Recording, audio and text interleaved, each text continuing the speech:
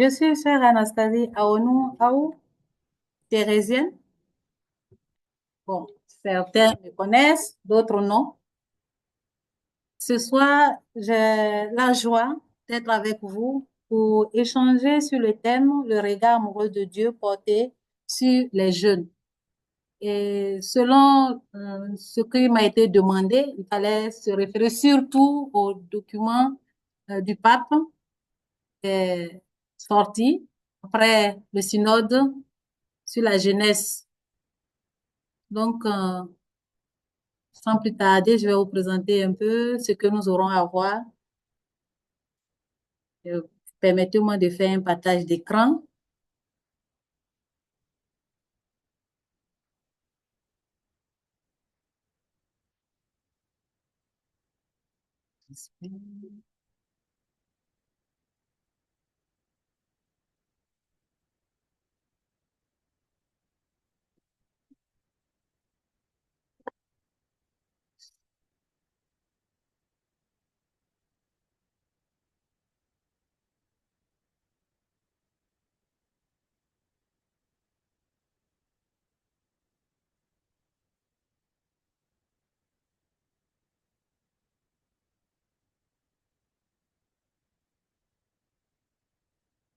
Une minute.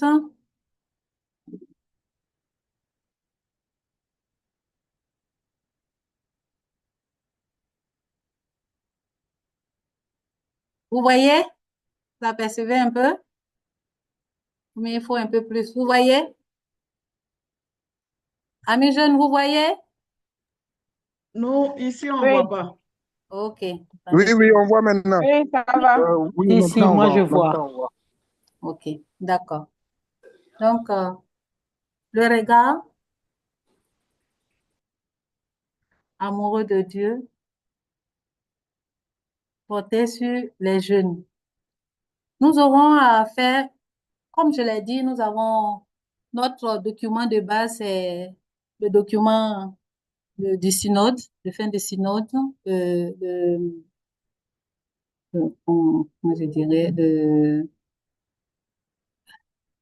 l'exhortation apostolique synodale, Christ vivre. Donc, je voulais d'abord vous présenter le plan. Nous allons avoir un regard sur les textes bibliques qui sont un peu nos éléments de base, le fondement. Et là, nous pourrons découvrir quel regard Dieu jette sur les jeunes. Et nous verrons aussi quelques modèles de vie pour les jeunes. Et tout ça, c'est dans le sens du regard que Dieu porte sur les jeunes. Nous ferons aussi un tour d'horizon sur certaines réalités que vivent les jeunes et Dieu qui les rejoint dans cette réalité-là avec un regard d'amour. Nous parlerons du Dieu amour, comme dit le pape François aussi dans le document euh, post-synodal. Et être jeune est une grâce. Ce point, bon, vous le verrez, on va découvrir plusieurs éléments qui nous montrent, qui mettent beaucoup plus l'accent sur quelques points focaux où Dieu a ce regard particulier sur les jeunes. Et bon, comme le pape le souligne, être des jeunes qui ont des racines. Voilà plus ou moins ce que nous avons comme plan. Et l'introduction, je voulais dire que Dieu est amour. Nous tous, quelque part, nous avons pu entendre cette parole. Dieu est amour. Il nous aime depuis toute éternité, depuis notre conception jusqu'à maintenant. Et toi, jeune, Dieu t'aime. Et Dieu qui aime a toujours un regard particulier sur celui qu'il a choisi, celui qu'il aime, et il veut le meilleur pour lui. Et comme je vous disais, le document de base pour notre travail, c'est l'exhortation apostolique. Donc, je vais vous faire une petite présentation du document. C'est une exhortation post-synodale, c'est-à-dire que après le synode, il y a eu le synode sur la jeunesse. C'est une adresse à tous les jeunes et à tout le peuple de Dieu. C'est apparu le 22 mars 2019 et cette exhortation s'inspire de la richesse des réflexions et des échanges du synode ordinaire des évêques. Il faut retenir qu'à ce synode, il y avait des jeunes. Et l'image que vous avez là, c'est l'image de la photo à la fin du synode. Vous pouvez voir quelques jeunes de toutes les couleurs avec les évêques, avec le pape. Et le thème principal de ce synode est les jeunes, la foi et le discernement des vocations. OK. Et comment est ce regard de Dieu sur les jeunes? D'après le document, l'exhortation apostolique, qui a plusieurs chapitres, et excusez-moi parce que je clique tellement sur ma souris que, voilà. 9 chapitres divisés en paragraphes. Nous aurons des références liées à ces différents paragraphes. Donc, comment Dieu les regarde? Comment Dieu regarde le jeune? Comment est cet amour, ce regard d'amour de Dieu sur les jeunes? Dans quel contexte? Est-ce que ce Dieu, il me rejoint dans le contexte où je suis, moi jeune? C'est un peu tout ce que nous aurons à voir.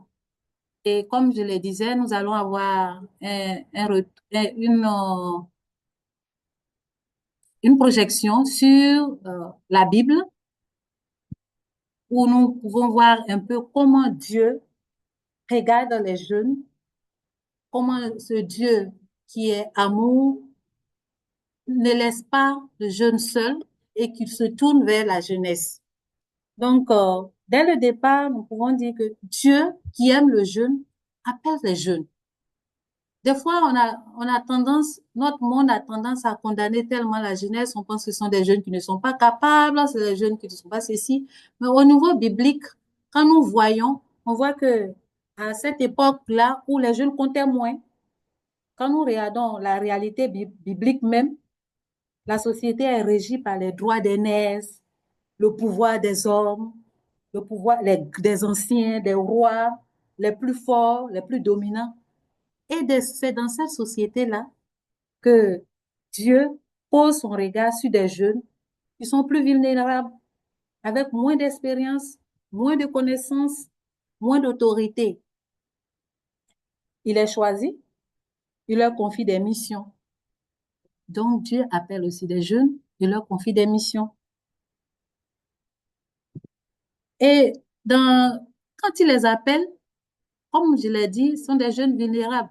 Dieu les rend capables d'assumer cette mission. Et quand nous regardons dans l'Ancien Testament, on prend le cas de Joseph, qui était le plus petit des enfants de Jacob et qui, plus tard, sera le plus grand.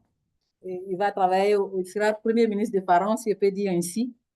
Et celui-là, ce dernier, Dieu communiqua avec lui à travers des rêves et tout cela. Il y a aussi le petit Samuel, qui est très jeune. Dieu l'a appelé et lui a confié aussi une mission. Il a été un grand prophète qui est intervenu en des moments importants pour sa patrie. Il y a aussi le roi Saül, qui était jeune quand le Seigneur l'a appelé à accomplir sa mission.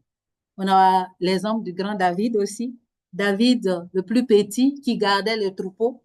Quand Samuel vient dans sa famille et qu'il cherche quelqu'un pour le faire roi, son père présente les plus grands, ceux qui sont plus costauds, ce que l'œil humain apprécie.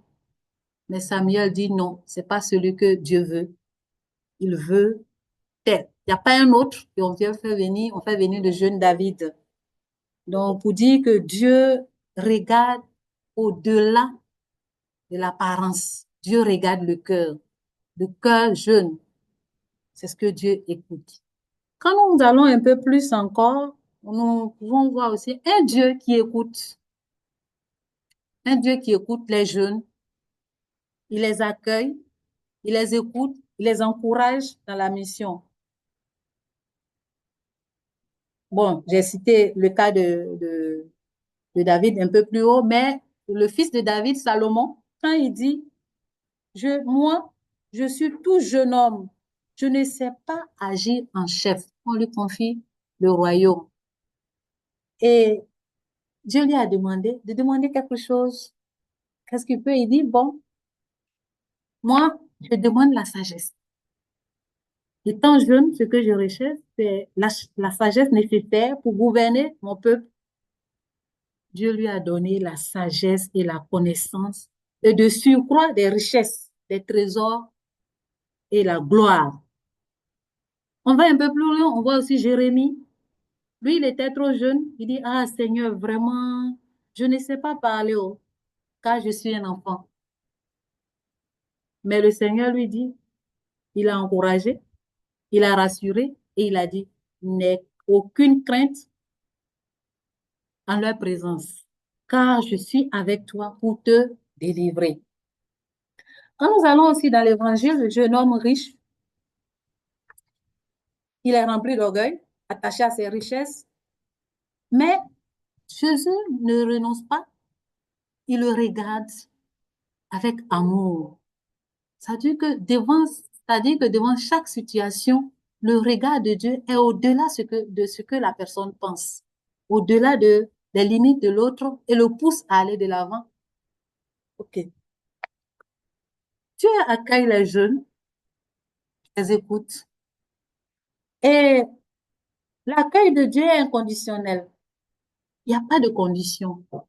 Généralement, devant la situation que nous vivons, nous pensons que non, bon, tellement on est condamné par les hommes. Bon, moi, qu'est-ce que je peux, avec tout mon état de pécheur, avec tout ce que j'ai fait comme bêtise, avec tout ce que, je sais que Dieu ne m'aime pas, Dieu. Mais Dieu ne condamne pas. Et dans les textes bibliques, on présente un peu l'histoire du jeune homme qui a demandé la richesse, l'héritage à son père et qui est parti dilapider tout. Il s'est retrouvé dans une situation de misère.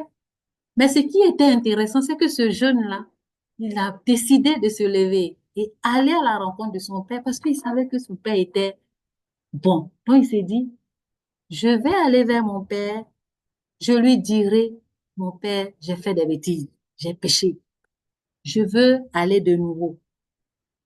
Et ce père, comme Dieu fait avec nous d'ailleurs, il se comporte avec le jeune ainsi. Depuis le départ de son fils, il observait, il espérait son retour, il espérait son retour. Et Dieu agit ainsi avec les jeunes, avec un regard d'amour que ce jeune viendrait. Et quand le jeune arrive, Dieu l'accueille, il l'embrasse. Il ne demande pas à savoir ce qu'il a fait, ce qu'il a fait de mauvais, ce qu'il a fait, donc il ne peut pas. Dieu l'aime. Il pose un regard d'amour, un regard tellement beau sur ce jeune et l'invite, ce qui pousse ce jeune à faire un pas, un bond en avant et aller un peu plus loin. Quand nous continuons encore dans les textes bibliques, nous voyons aussi un Dieu qui respecte les jeunes, un Dieu qui a un grand respect pour la jeunesse. Et on peut le voir dans certains tests concrets. Il dit que quand les disciples commencent à discuter pour voir les apôtres, pour voir qui est le plus grand, lui il dit que le plus grand d'entre vous devienne comme le plus jeune et le chef comme celui qui sert. Pour Jésus, l'âge n'établissait pas de privilège. Et le fait que quelqu'un soit moins âgé ne signifiait pas qu'il valait moins ou qu'il avait moins de dignité. Il n'apprécie donc pas qu'on méprise le jeune. Quand nous continuons un peu plus au fond dans les textes, il y a Saint Paul qui dit au jeune Timothée que personne ne méprise ton jeune âge. Au contraire, sois un modèle. Que personne ne méprise ton jeune âge.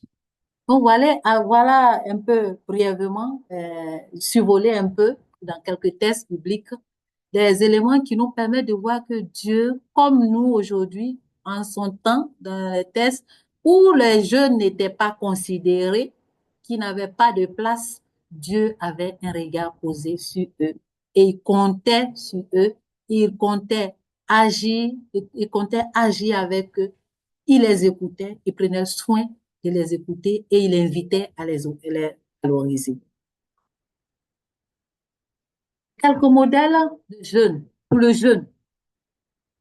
Et comme je l'ai dit, mon point de référence, c'est le document synodal.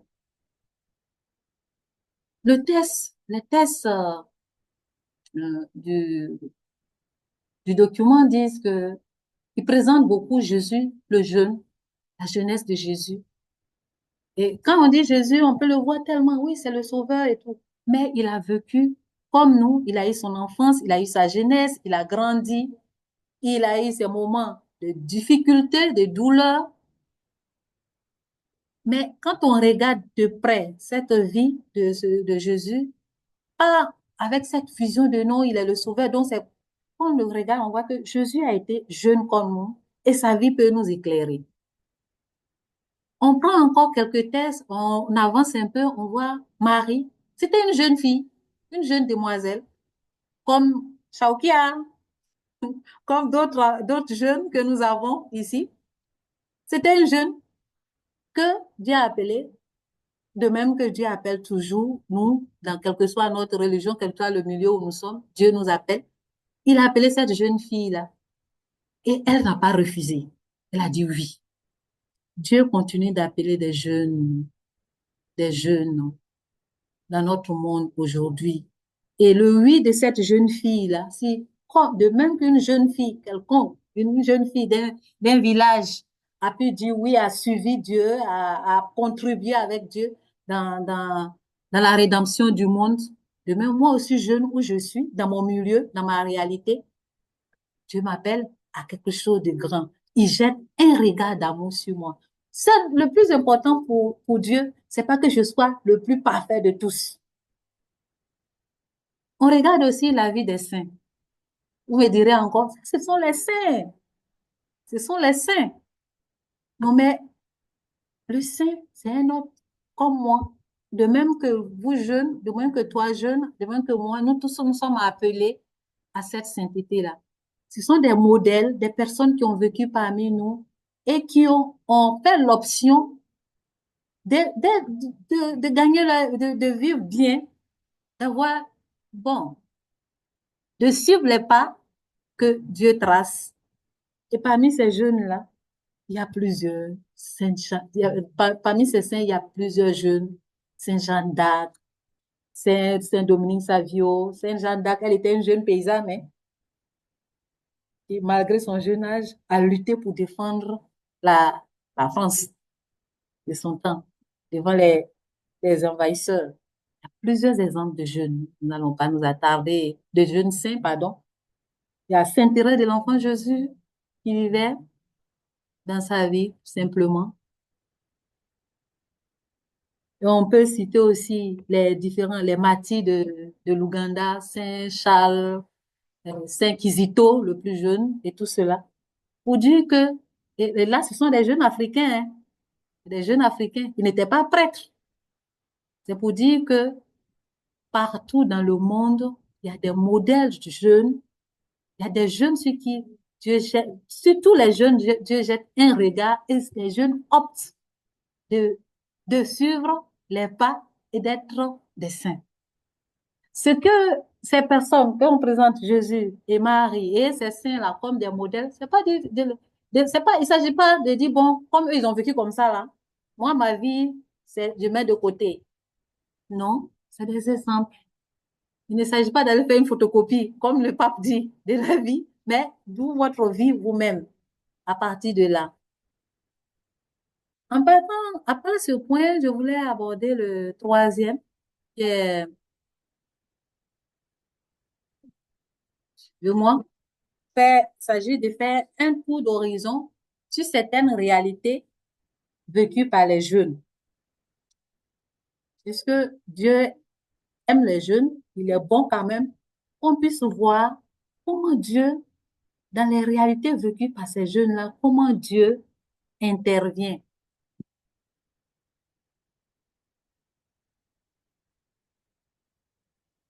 Le pape dit, les jeunes vivent beaucoup de situations de crise, de violence.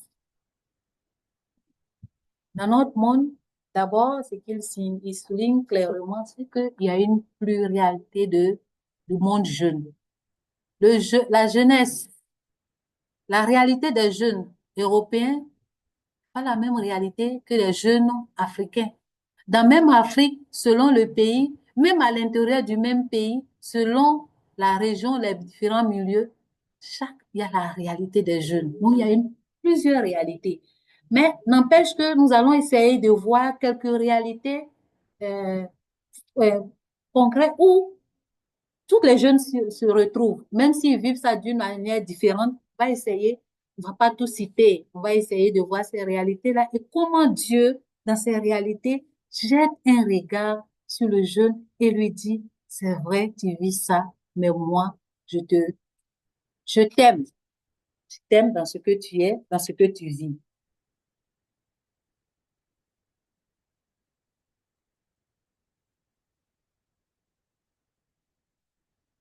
Et dans cette situation, comme je disais, de cette réalité que vous vivez, que vivent les jeunes, que vivent les jeunes, le regard de Dieu est capable de valoriser et d'alimenter des semences de bien s'aimer dans le cœur des jeunes. Parce que quand nous voyons cette réalité, on se dit, la tendance, c'est de condamner, condamner, condamner. Et aussi, la difficulté que ces jeunes sont en train de vivre, on ne va pas jusqu'à sa rencontre, à la rencontre, à comprendre cette difficulté que les jeunes sont en train de traverser. Et Dieu dit, le cœur des jeunes, c'est le cœur, c'est un cœur bon, un cœur sacré, quelle que soit cette réalité dans laquelle il se trouve, quelle que soit la difficulté qu'il est en train de vivre, il y a du beau, du bon en lui. Et Dieu cherche à apprécier et invite à apprécier le jeune au-delà de ce qu'il est en train de vivre et accueillir, respecter cette réalité, l'aider à sortir. Donc, je disais, beaucoup de jeunes vivent en situation de crise, de violence. Vous, dans ce groupe, nous avons des jeunes du Burkina, nous avons des jeunes de la Côte d'Ivoire. Bon, nous, c'est pour dire, parler concrètement de notre réalité africaine. Nous voyons les situations de violence. Avec la crise au Burkina, nous avons pu voir les déplacements des jeunes, quitter telle zone pour fuir le terrorisme, aller dans telle zone. Actuellement, au niveau de la Côte d'Ivoire, il y a eu les moments de crise où beaucoup de jeunes aussi quittaient des lieux, des jeunes victimes, des jeunes sont tués à gauche et à droite devant ces violences-là. Ils sont des fois utilisés, abusés, exploités. Et on leur donne des armes, même s'ils ne veulent pas. Ils tombent dans la dépendance et les esclavages. Ils sont parfois marginalisés, ils sont exclus ou ils sont exclus ou idéalisés, pardon, ou détruits. Le pire est qu'ils sont transformés à des êtres individualistes, ennemis et méfiants de tous, devenant des proies faciles, comme dit le pape. Nombreux sont aussi les jeunes qui subissent des formes de marginalisation, d'exclusion sociale pour des raisons religieuses, ethniques ou économiques. Ça, c'est notre réalité de jeu. Notre monde met tellement d'accent sur la sexualité et le désir de se conformer aux questions relatives à la différence entre identité masculine et féminine. Et dans cette situation, les jeunes sont la morale, pardon, sexuelle est perçue comme jugement et condamnation, ce qui rend difficile pour les jeunes d'avoir une bonne relation avec son propre corps et de vivre sereinement. Nous avons aussi les jeunes qui sont au niveau, qui sont influencés par le web, les réseaux sociaux. Et le web, les réseaux sociaux ont créé une nouvelle manière de communiquer, de se lier. C'est très bon, les jeunes font des merveilles Pour preuve, nous voyons le PJVT, la PJVT, pardon, le groupe de la PJVT, ce que chacun fait, ce que chacun produit, celle qui a produit aussi la vidéo et tout cela.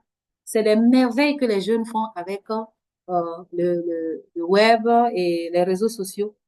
N'empêche que, n'empêche que, parfois, il y a qu'on appelle, des dérapages. Et le pape signifie, par exemple, il n'est pas sain de confondre la communication avec le simple contact virtuel, pardon. Et il faut garder à l'esprit que l'environnement numérique est aussi un territoire de solitude, de manipulation, d'exploitation et de violence. Donc, de même, au même moment que la jeunesse est dans cette réalité-là, elle reçoit, elle crée de belles choses. Au même moment, ce milieu peut créer, peut faire naître des jeunes qui deviennent esclaves, qui vivent la solitude. Leur seul ami, c'est leur ordinateur, leur téléphone portable, et c'est une autre réalité. Et des fois aussi, à partir de ces réseaux, ils sont manipulés. Des fois, il y a des abus à travers ces réseaux-là. Autre réalité aussi qui touche les jeunes, c'est que beaucoup de jeunes sont impliqués dans les migrations, dont les causes principales sont la guerre, la violence, la persécution politique ou religieuse, les désastres naturels dus au changement climatique et à la pauvreté extrême. Ils sont à la recherche d'une opportunité. Quand nous écoutons des jeunes qui cherchent à aller au-delà de nos frontières, aller mourir en mer et tout cela, eux, ils pensent que généralement, l'autre côté est meilleur. Donc, ils cherchent une vie meilleure, un, un lieu où ils pourront être plus à l'aise, en griffe. Ils pourront s'épanouir, ou ce qu'ils n'ont pas sur place dans leur pays, ils peuvent l'avoir sans connaître cette réalité. C'est de l'imagination. Tout ça.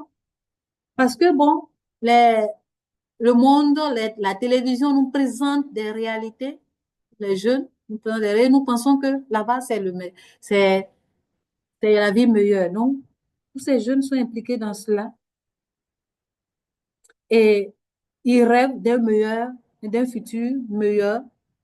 D'autres migrants sont attirés par la culture occidentale, nourrissant parfois des attentes irréalistes qui les exposent à de lourdes déceptions. Les jeunes migrants expérimentent souvent aussi un déracinement culturel et religieux, en particulier les mineurs, dans une situation grave de vulnérabilité.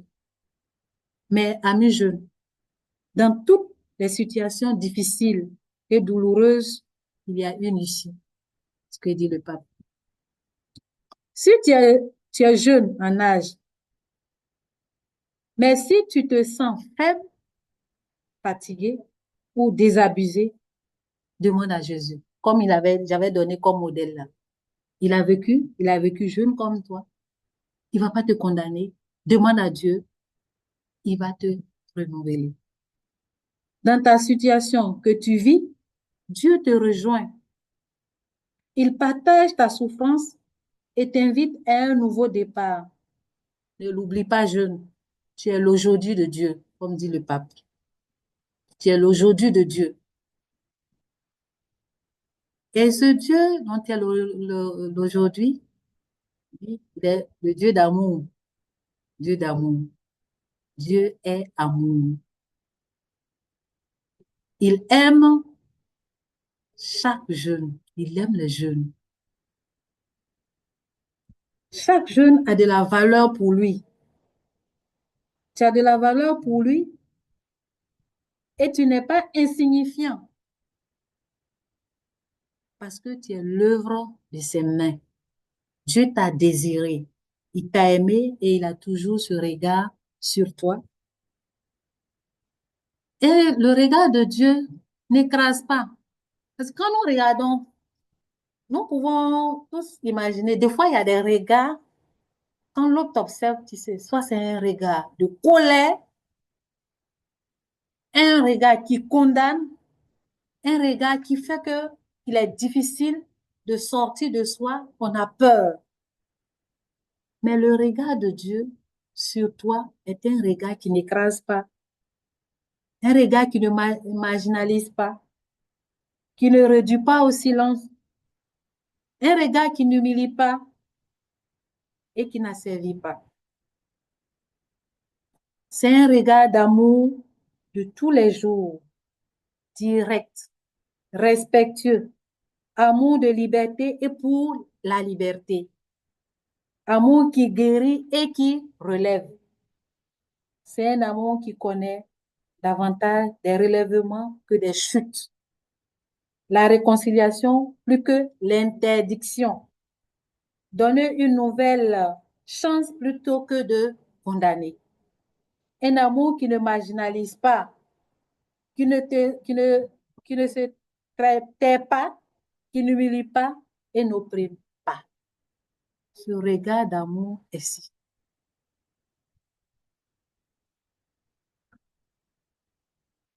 Et quand on avance encore dans le document, même quand le pape dit Dieu est amour, après il souligne que Christ est mort, il s'est livré en croix. Et pourquoi le Christ s'est livré en croix? C'est parce qu'il aime et qu'il est mort pour nous. Mais il est mort, il n'est pas resté au tombeau, il vit. Jeune, Jésus est ton modèle.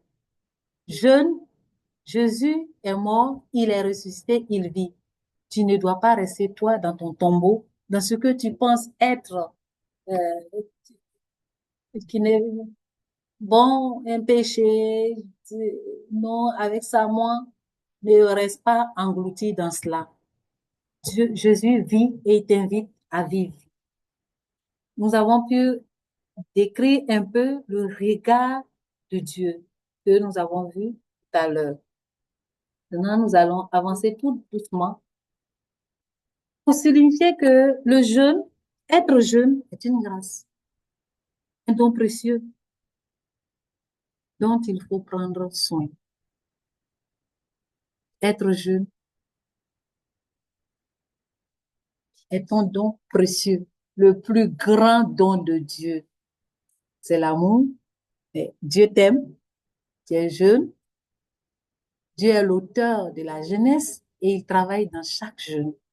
Être jeune est une grâce, une chance, une chance. Donc, il est important de prendre soin de, de, de, de, de prendre soin de ce cadeau précieux qu'est la jeunesse. Et nous donnons quelques pistes.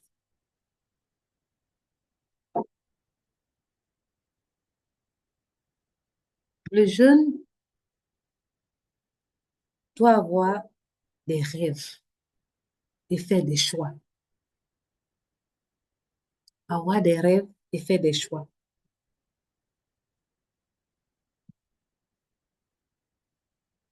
La jeunesse, c'est la phase de développement de la personnalité. C'est la phase des rêves. À ce stade de la vie, ami jeune, tu es appelé à vivre le présent en construisant un projet de vie sans couper tes racines, en construisant ton autonomie. L'amour de Dieu et ta relation avec le Christ vivant ne t'empêchent pas de rêver. Dieu n'empêche pas de rêver et n'exige pas de toi que tu rétrécisses tes horizons. Au contraire, cet amour te pousse en avant, te stimule, te lance vers une vie meilleure et plus belle.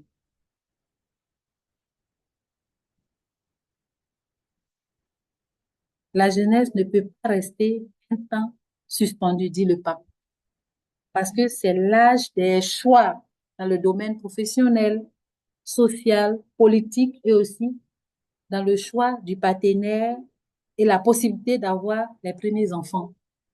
Bon, il y a certains peut-être qui en ont déjà. Le jeune aussi a le désir de vivre et d'expérimenter. Il faut avoir le désir. Il faut avoir le désir de vivre et d'expérimenter. Dieu t'aime et il ne veut pas t'affaiblir. Il ne veut pas affaiblir tes envies de vivre. Dieu te veut heureux. Rejette-toi, jeune homme, dans ta jeunesse. Sois heureux au jour de ton adolescence. Éloigne de ton cœur le chagrin. C'était tiré de Coëlette 11, 9 à 10. Dieu te fait de petits cadeaux au quotidien. Il faut savoir apprécier les petites joies de la vie comme don de Dieu.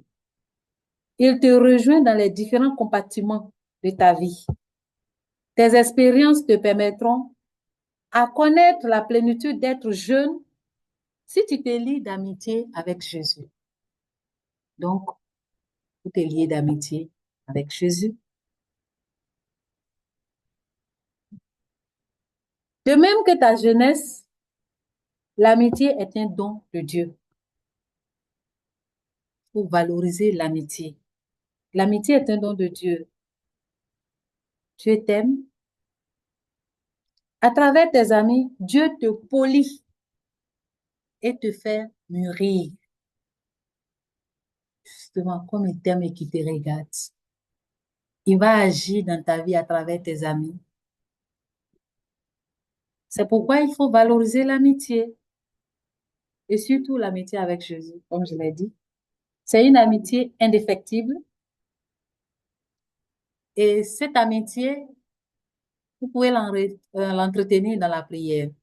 Et quelle que soit la religion, même si vous n'avez pas pris Jésus comme l'ami, la relation, la vie de prière vous permet d'entretenir votre relation avec Dieu.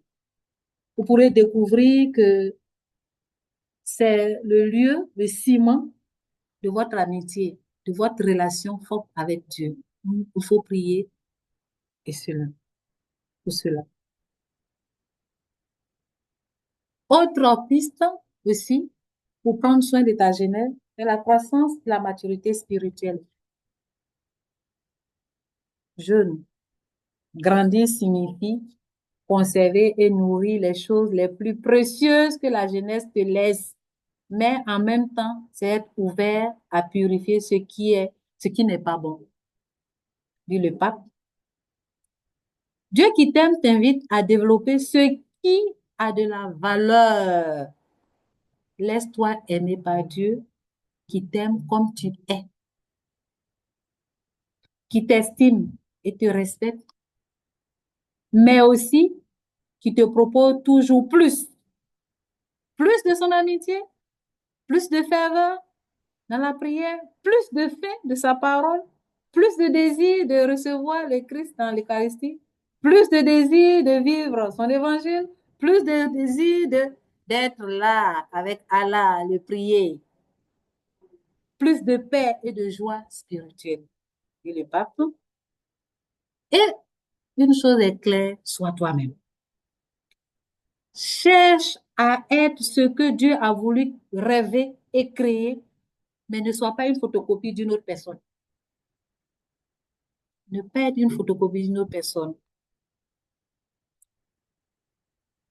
Dans cette croissance spirituelle, quand tu grandis spirituellement aussi, il faut valoriser la fraternité, la communauté, l'amour fraternel.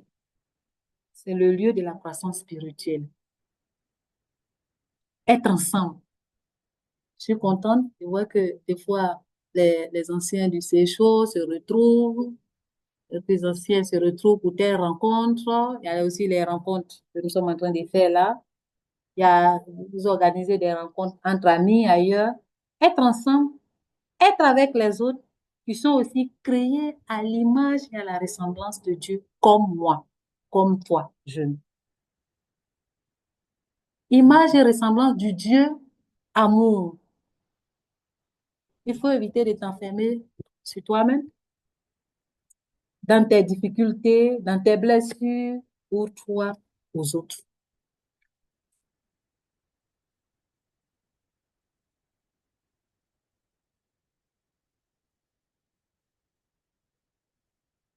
Dieu aime la joie. Dieu ne veut pas de jeunes tristes. Et il leur communique sa joie et il les invite à la joie. Il t'invite spécialement à cette joie qui se vit en communion fraternelle. Donner avec joie, partager avec joie. Dieu est heureux.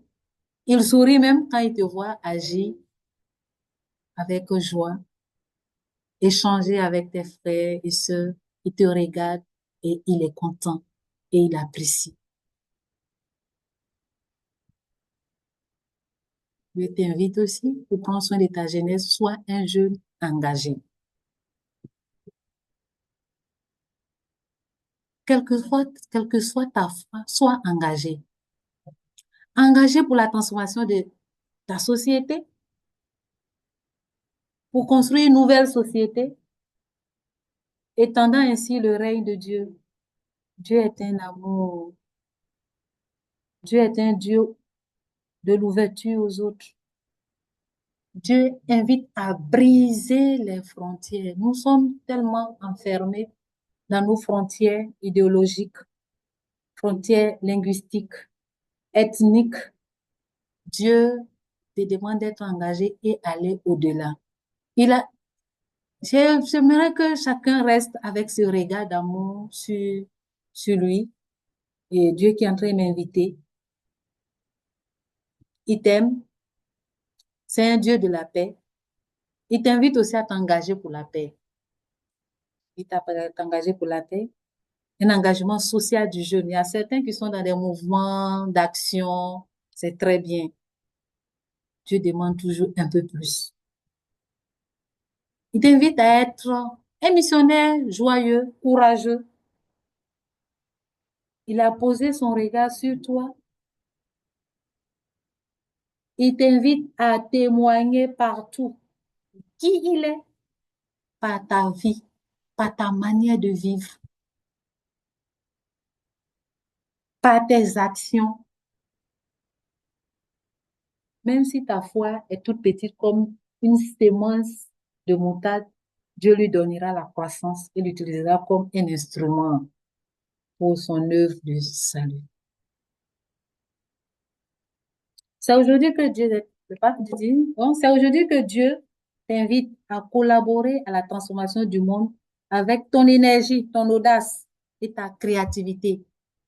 Ce regard, Dieu, il te valorise, il te valorise. Tu es un jeune qui a de la créativité, tu as de l'énergie, tu as de l'audace. Ça me rappelle, c'est Henri Deosso, pour ceux qui sont passés par le lycée, quand il dit, jeunes, vous êtes courageux, vous pouvez prendre des décisions allant jusqu'à l'héroïsme et puis vous avez un cœur fougueux. Et ça, c'est Henri Deosso l'a dit, mais Dieu le dit au quotidien. Jeune, tu es courageux, tu as de l'énergie, tu as de l'audace, tu as de la créativité. Et j'ai mes yeux posés sur toi. Ami jeune, ta vie, comme le souligne le pape, n'est pas un entre-temps. Tu es l'heure de Dieu qui te veut fécond.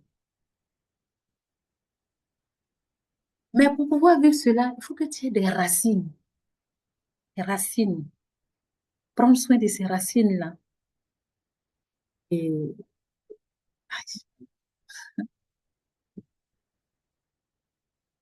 des jeunes avec des racines.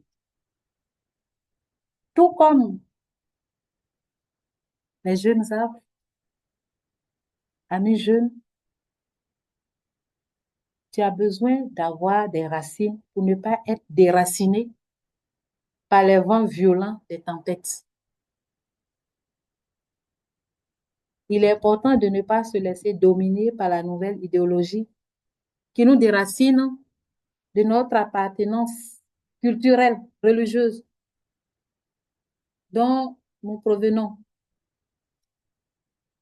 des appartenances idéologiques, des nouvelles idéologies qui nous rendent esclaves. Et ici, je voudrais citer le pape qui propose Un autre chemin fait de liberté, d'enthousiasme, de créativité, d'horizons nouveaux, mais en cultivant en même temps ces racines qui nourrissent et soutiennent. Amis jeunes, Dieu a le regard sur toi. Une bonne relation avec les racines pour former une meilleure, merveilleuse association, une complémentarité entre la sagesse, les rêves et les souvenirs des vieillards. Il faut vivre une bonne relation avec les anciens. Sache que aujourd'hui tu es jeune, demain tu seras un ancien. Les anciens ont besoin de toi. Une des racines, c'est être avec ces anciens-là pour prendre de leur sagesse, partager toi aussi ce que tu as, parce que les jeunes ont des rêves que les vieux ont déjà vécus. Et en étant avec eux, tu pourras parfaire ce que tu as, ce que tu fais.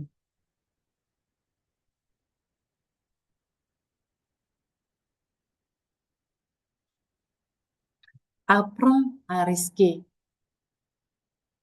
Il faut apprendre à risquer ensemble avec les anciens. Être jeune, c'est beau. Dieu a le regard sur toi. Il t'aime et il veut que tu ailles de l'avant. Amis jeunes, Dieu t'aime. Ce regard que Dieu pose sur toi est un regard d'amour. Un amour qui ne condamne pas, qui n'exclut pas. Un amour qui accueille les bras ouverts. Un amour qui ne te juge pas, qui t'apprécie comme tu es et qui te valorise. Amis jeunes, le regard de Dieu, le regard d'amour de Dieu te rend libre et te veut libre. Je vous remercie. Tout pour Jésus.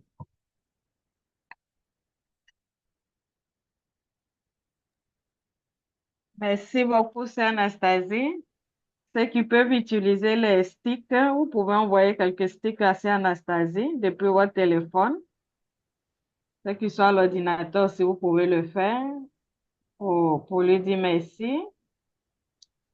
Et merci beaucoup pour l'exposé, pour la présentation, pour nous plonger dans ce regard amoureux que Dieu a pour chaque homme et chaque jeune surtout. Et nous pensons que ça a été un message bien reçu par chacun de nous, donc, qui avons écouté, espérant que ce soit aussi comme un début pour commencer ce chemin de valorisation de sa propre personne en tant que jeune et des jeunes qui sont centrés et qui font du monde présent le monde, non? Pas penser aux jeunes comme un jeune pour comme on le dit souvent, l'avenir appartient aux jeunes, sinon que le jeune appartient, c'est le présent, non? C'est pas l'avenir, c'est maintenant et maintenant, comme on le dit. Donc, on va laisser un espace pour qu'on puisse échanger, ceux qui aimeraient.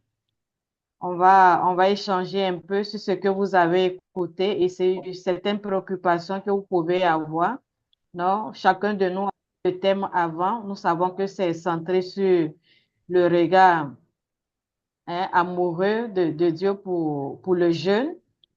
Donc, nous allons ouvrir un espace maintenant d'échange entre jeunes, non, sur ce que nous avons écouté ici, ce que nous savons et ce que nous aimerions aussi partager selon nos expériences personnelles.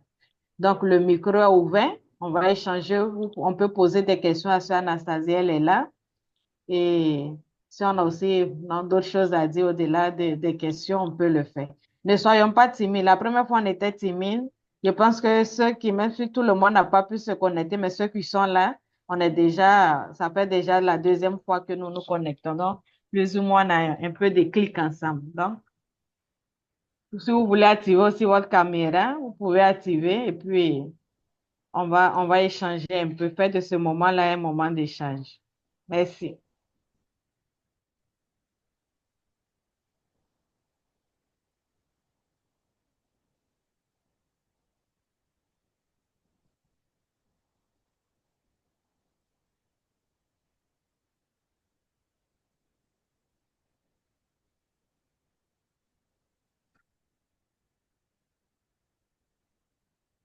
Et c'est- On c'est- va voir le premier à se jeter à l'eau, le premier courageux en tant que jeune. on a tout compris. Vous avez compris quoi? On a tout compris. Ok. Si vous avez des questions, si vous avez Ok, des compléments, bon, parce que c'est pas, nous tous on se forme, hein. C'est une formation mutuelle. Donc, si vous avez des points que vous voulez souligner pour qu'on puisse voir ensemble. Ok, je peux. Oui, sœur oui, Rose. allez, vas-y. Ah, merci. Ok, merci à Sœur Anastasie pour son partage et merci à ceux et à celles qui ont organisé ce temps d'échange. Et félicitations aux jeunes, tous ceux qui ont pu être présents, se détacher, parce qu'on sait qu'actuellement, les week-ends sont chargés de Oui. mariage. Certains parlaient de mariage, ici, nous, on parlera de funérailles, parce que c'est beaucoup. C'est Il y a ça. plein d'activités les samedis. Donc, je pense que si vous avez trouvé du temps pour être là, parce que vous avez donné une grande importance au thème et aussi au groupe qui organise. C'est une grande confiance que vous avez fait à ce groupe pour laisser tout et venir vous asseoir pour écouter, échanger. Donc, félicitations aux jeunes que ce que vous avez laissé et que cela ne soit pas laissé, que Dieu voit cela et que cela vous retourne encore, voilà, en grâce, en bénédiction, que vos attentes soient comblées. Amen. Voilà, merci à Sœur Anastasie pour son développement.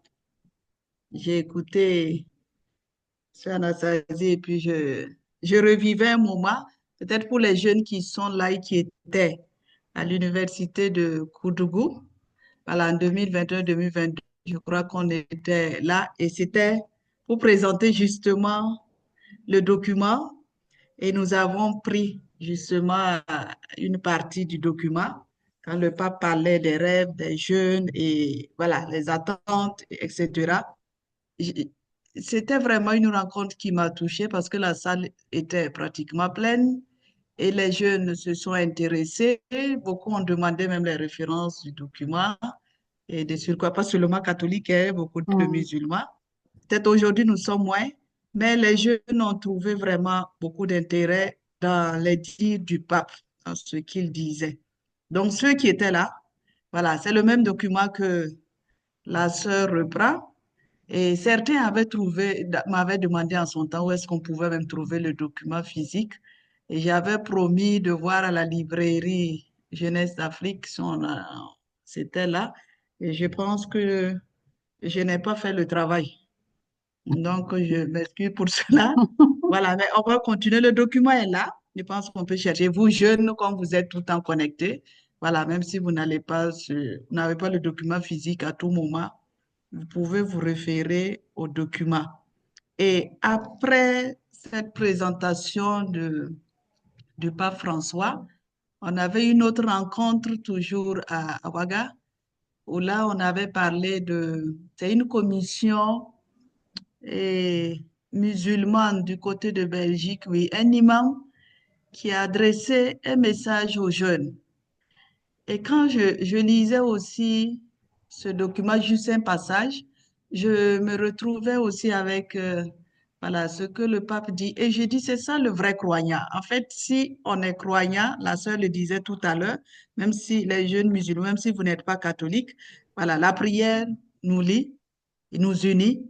Et normalement, les vrais croyants doivent toujours se retrouver, voilà, dans les dires comme dans les faits.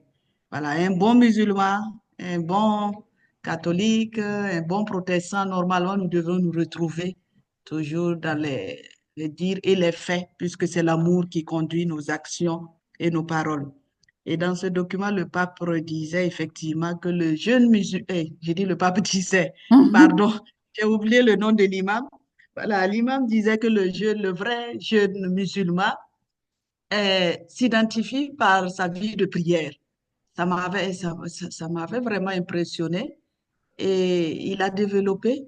Et ce n'est rien d'autre que, voilà, ce que ce document et ce que la sœur a insisté vers la fait. La relation avec Dieu nous unit, que tu sois musulman, que tu sois catholique, et c'est nous entraider pour cultiver cette relation avec Dieu. Et pour ça, je félicite tout le monde, mais surtout nos frères musulmans, parce qu'ils nous impressionnent. Rien qu'hier, j'étais à Ouaga et je rentrais, je voulais un produit, j'arrive, le jeune me dit qu'il est l'heure de la prière. Et j'ai dit, mais moi, je suis cliente, je dois retourner, je ne suis pas... Il dit, non, il est l'heure de la prière, je dois prier. Ah, j'ai regardé le jeune, j'ai dit, mais bravo. Je ne pense pas que moi, catholique, j'allais couper si vite comme ça. Et j'ai pensé, et voilà, vite aussi à Monseigneur, comment, Sarr, pardon, non, Sarr plutôt. C'est lequel, là, de la Guinée, là, qui Oui, disait Sarah. effectivement, voilà, que lui aussi, il a aimé le goût de la prière, tout cela. Parce que chaque matin, très tôt, les musulmans, voilà, quand le mieuxet, voilà, le mieuxet, donc, il est resté fidèle à la prière grâce au chant du mieuxet et tout cela, voilà. Quand il appelle les gens à la prière, même s'il dormait, il se dit, mais il faut, voilà, on appelle à la prière. Et lui, et c'est comme ça, il a cultivé sa vie de prière jusqu'aujourd'hui. Donc hier, ce jeune, voilà, c'est banal, c'est simple, mais quand même, j'ai dit, voilà, il laisse tout parce qu'il m'a dit, si vous pouvez attendre, vous m'attendez. Ah, si vous êtes pressé, vous revenez la prochaine fois. Bon, j'ai pris rapidement ce que je pouvais et puis le reste, j'ai laissé effectivement et je suis partie. Donc, Dieu, vraiment, il y a des éléments sur lesquels on demande aux jeunes, on dit ça, c'est les jeunes font ça, les jeunes font ça. Mais en tout cas, beaucoup, ils nous édifient. Voilà, les jeunes, vous nous édifiez C'est ça. et que voilà, nos prières vous accompagnent. Que c'est Harry, c'est notre gars ici, c'est celui qui nous apprend aussi, les anciens qui sont là dans le groupe. Voilà, vous avez appris cela avec les soeurs, avec le cadre de prière, autres. Beaucoup d'abord dans les familles, hein, avant de venir à l'école.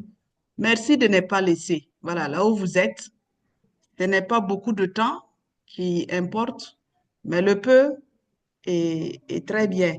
Et c'est cette relation avec Dieu qui va faire que nos amours, là, maintenant, entre nous, humains, là, ça sera encore fructueux et ce sera un amour qui va édifier, ça sera un amour vraiment qui contamine. Voilà, si notre relation avec Dieu est bien tissée.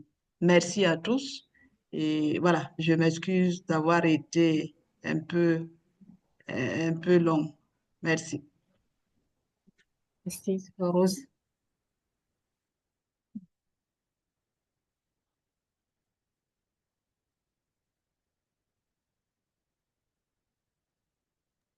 On attend toujours les réactions de nos jeunes, surtout en faisant un lien avec la rencontre précédente sur la réalité des jeunes et puis tout ce qui est en lien avec les réseaux. Non, on a fait déjà un mois avec cette expérience, non? Donc, on peut faire encore le lien, non? Donc, on attend les réactions. Qu'est-ce que vous regardez, vous, en tant que jeune, dans ce présent de ce monde-là?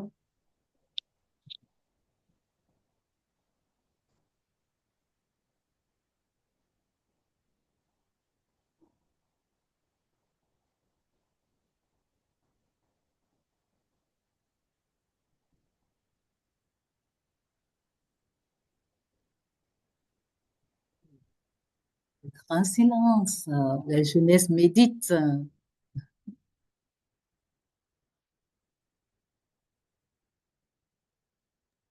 On va commencer à faire comme à l'école, là. On va dire les noms, peut-être que les gens vont se... Pascaline, je vais attraper notre journaliste. En tant que, on dirait, jeune étudiante en médecine, dans ta formation, toi, en tant que jeune, comment tu le vis au quotidien? Et comment, on peut dire ça, nous ajouter à quoi rime ton projet personnel? C'est-à-dire que toi, en tant que jeune, comment tu te sens dans ce milieu-là. Est-ce que tu peux nous partager aussi ton expérience pour qu'on puisse aussi l'associer, puisqu'on dit Dieu choisit toujours le jeune, c'est sa préférence, non? Maintenant, toi, dans ton métier, dans ce que tu vis, non, en pensant un peu à ton projet et tout ce que tu fais, non, comment tu peux sentir ce regard amoureux que Dieu a sur toi? Pascal Elena,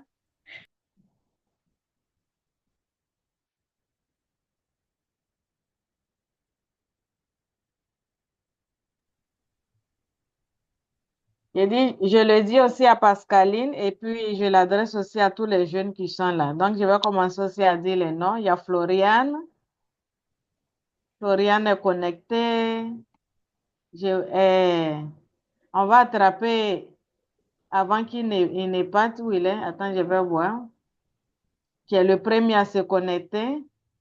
Ah, il a fui. Il y a quelqu'un qui est déjà parti.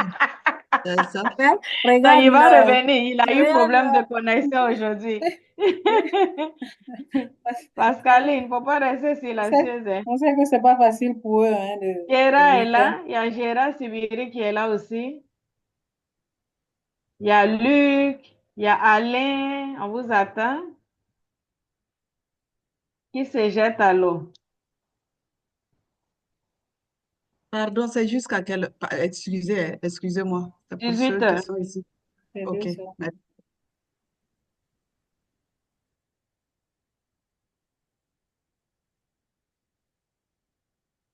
Il y a beaucoup de timides par là. Ça peut être aussi une question hein, que vous voulez poser. On a touché plusieurs points, non? Tout ce qui est en lien avec la manipulation des jeunes et les addictions, non? Bon, la dernière fois, on l'a touché avec tout ce qui est réseau, les impacts et les dangers qui peuvent se présenter, en même temps aussi l'efficacité puis le bien que cela apporte. Et situation amoureuse. Non, on est dans, comme on a dit là, c'est le mois de l'amour. Donc, on se tourne vers celui qui nous aime en premier, hein, et qui nous valorise. Donc, on peut toucher tous ces différents points, hein, qui sont aussi nos réalités en tant que jeunes.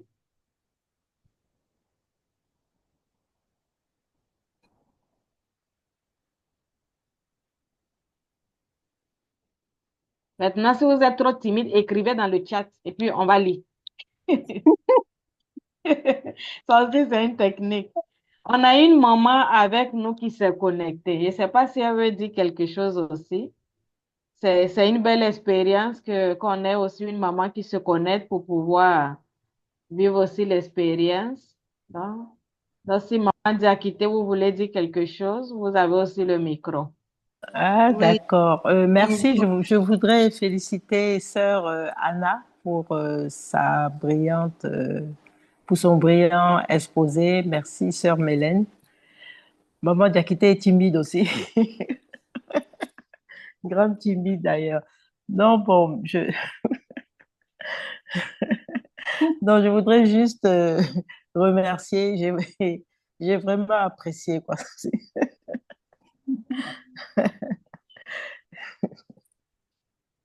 Merci beaucoup, maman Diakité. Surtout de prendre de votre temps et puis de venir, de vouloir accompagner nos jeunes. Merci beaucoup.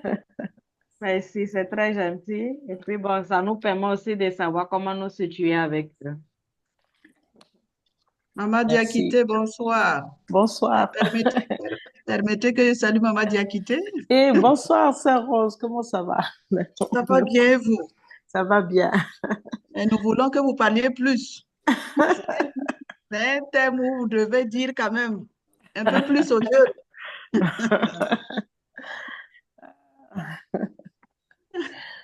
Ok. Merci pour votre présence. Merci. Merci. Dambré est venu. Dambré était le premier à se connecter. Et Mhm. il est le plus ponctuel. Donc, on va voir Dambré. Tu as la parole, mais il y a la honte. Aujourd'hui, il y a M. Pascal qui n'est pas là, qui nous a bien bombardé la dernière fois là. Des questions. Oui. qui a Ah, ok. partagé question. Ouais, bonsoir. Ah, Mhm. oui, bonsoir. Bonsoir. Honoré. Bonsoir. J'ai dit comme Honoré va pas parler aujourd'hui. Ah ah, bien, on Bon, t'écoute. c'était pour vous saluer. En tout cas, merci pour. Ouais, merci. Merci beaucoup. Ouais.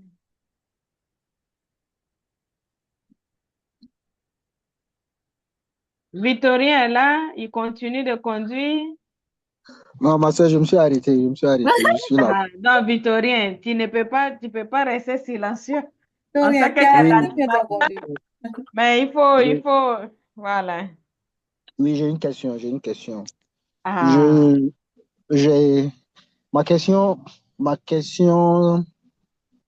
je sais pas comment je vais formuler ça, mais je sais que les jeunes, nous faisons face Mhm. à un dilemme dans la vie. Et de la recherche de la sécurité d'un ordre général et, et aussi d'un équilibre social. Voilà. Par sécurité, je parle de toutes les sécurités. Oui, oui, La sécurité financière, la sécurité c'est mentale, la sécurité sanitaire. ça. Voilà. On doit jongler entre la recherche de la sécurité, le bien-être social et même avec sa relation avec Dieu. Donc, je voudrais savoir euh, quelle, quelle, quelle peut, quelle peut être l'attitude à tenir pour justement avoir le bon équilibre, pour ne pas avoir une balance qui se penche excessivement vers la recherche de la sécurité, en défaveur, au mépris de ses relations sociales et de sa relation avec Dieu, ou même l'inverse. Comment euh, ne pas perdre de vue la recherche de la sécurité, qui est quand même un point important dans la vie, c'est un point quand même, euh, c'est un point euh, très important, n'est-ce pas? C'est- Comment ne pas à la recherche de l'équilibre social et de sa relation avec Dieu, mettre en péril sa sécurité, pour ne pas dire sa sécurité. c'est-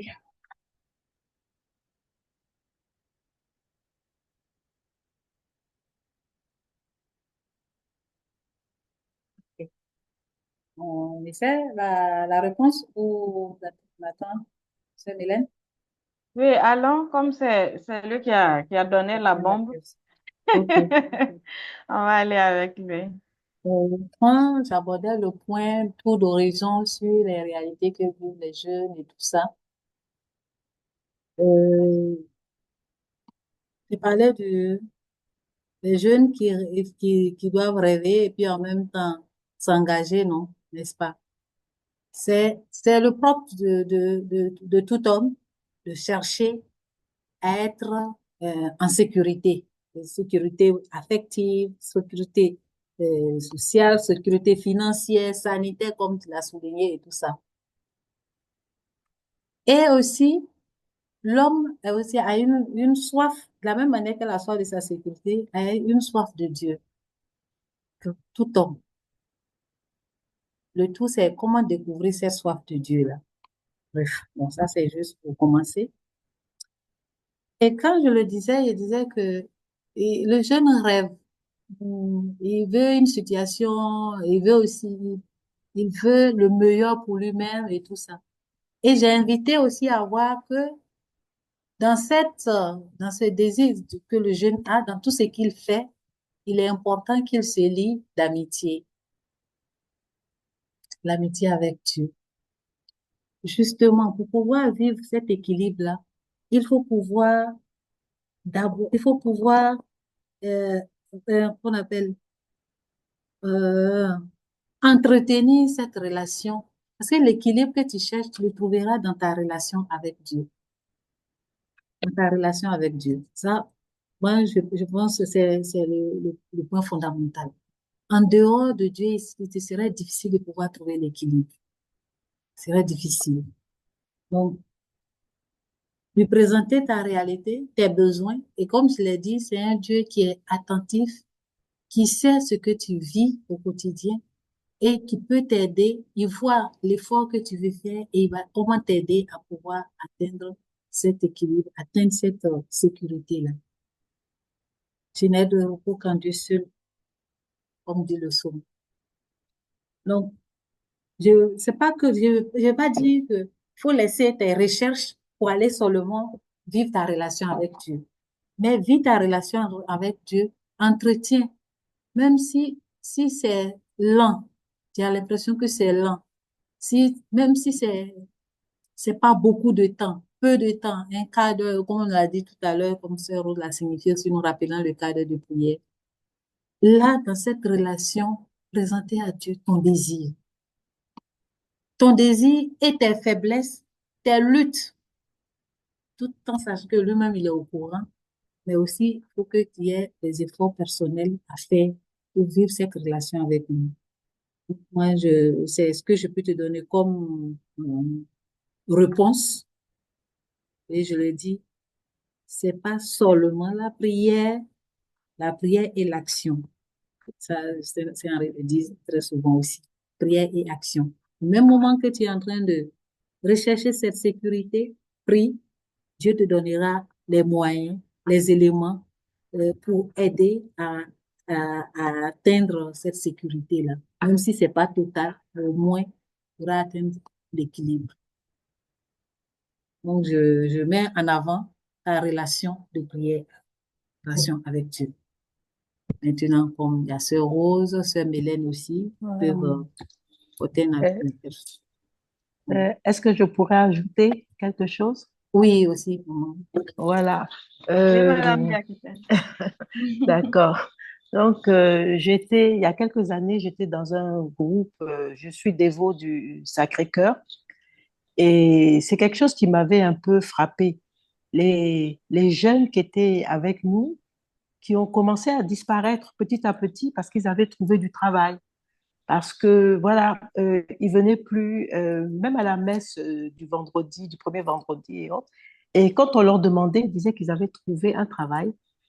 Et en fait, il y avait toujours quelque chose, mais et donc ils avaient laissé un peu tomber leur dévotion et tout ça parce qu'ils avaient trouvé un travail. Et moi, je me disais toujours, mais ce travail-là, vous l'avez eu parce que vous étiez là avec nous, parce qu'on a prié pour ça. Et dès que vous l'avez, c'est fini, quoi.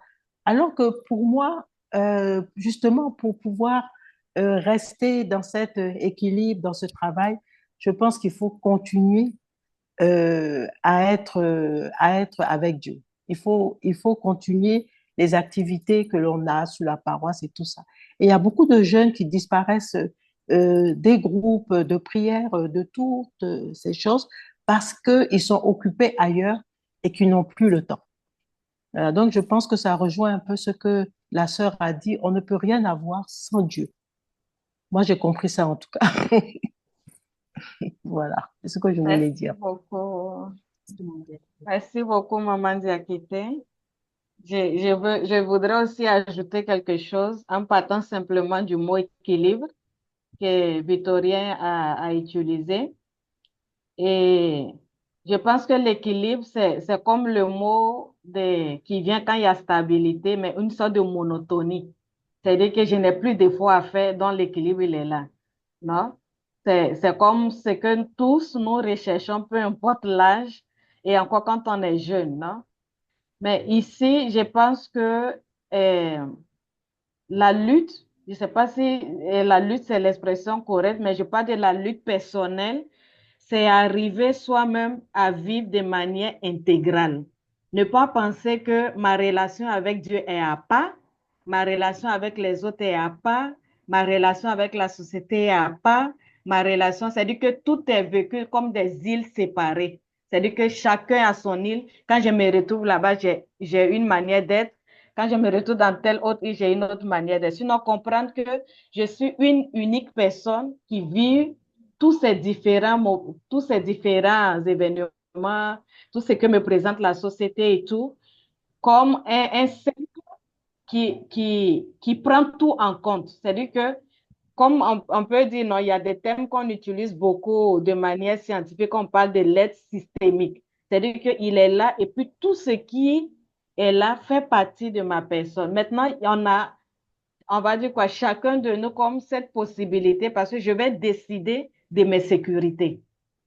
Le pouvoir de la décision, c'est moi qui l'ai, non? Et ce pouvoir de la décision, je peux le choisir, c'est-à-dire que je peux dire comme ça, je peux donner la forme du monde que je veux. Je peux décider de la manière dont je veux vivre en étant dans ce monde qui peut être empreint à des violences, on va dire quoi, plusieurs choses, non? On sait qu'il y a plusieurs emprunts, plusieurs choses qui se présentent dans la réalité. Je peux décider de l'option de vie que je veux à l'intérieur de ce monde que j'ai. Non? Construire mon monde. Et ce monde, ici, Sœur Anastasia a essayé de nous proposer à partir d'un regard d'un Dieu qui me valorise, qui me présente certaines caractéristiques que j'ai en tant que jeune. Je peux les prendre comme un bénéfice et reconnaître ce que j'ai en moi. C'est-à-dire que moi, comme jeune, je suis valeureux, je suis digne, je, De connexion. j'ai comme la possibilité de me battre à ma manière pour obtenir ce que je veux de manière digne, non? Et je peux décider d'être dans ce monde et tisser des relations